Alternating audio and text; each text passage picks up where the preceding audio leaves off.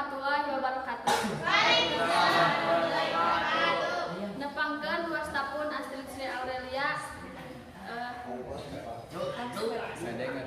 bade ngadongeng tentang hayam pongkorongok subuh.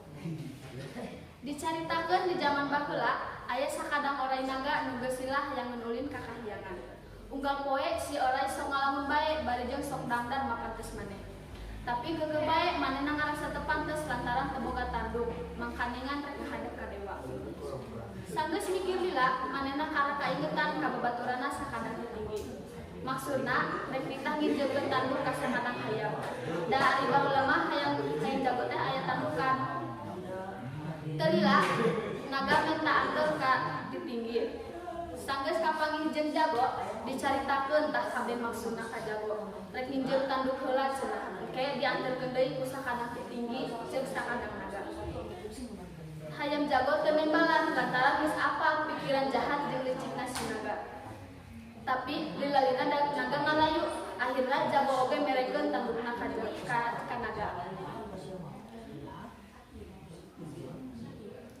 Ceuk naga teh ka jago. Engke tanduk maneh diantarkeun dibalikeun deui, diantarkeun ku sakadang tinggi samemeh panen poe bijil. Lamun can balik bae bisi kaula poho maneh mere tanda we pongkorongok sing tarik. Geus kitu mah jugwe naga jeung tinggi teh marangkat. Ari isuk na samemeh subuh ayam jago geus pongkorongok sakali tarikna. Sakali, dua kali, tilu kali tapi sakadang tinggi teu datang keneh. Terus jago teh pongkorongok sababaraha kali deui. Tapi tetep we sakadang tinggi teu datang-datang. Nepi kabrai na panen poe tinggi eueuh datang-datang. Keun cenah sugan betinggi sukan cek jago teh.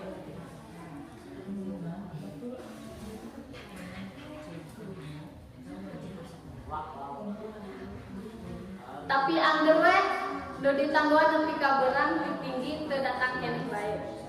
Saking amruna kacida eta hayam jago teh nepi karek ngancem lamun cenah kapanggih jeung tinggi rek langsung rek dipacok nepi ka paehna. Ti harita hayam jago teh biak isuk sok pongkorongok sarta lamun kapanggih jeung tinggi rek langsung dipacok nepi ka paehna. Males pati dumeh fungsi ngabobodo. Assalamualaikum.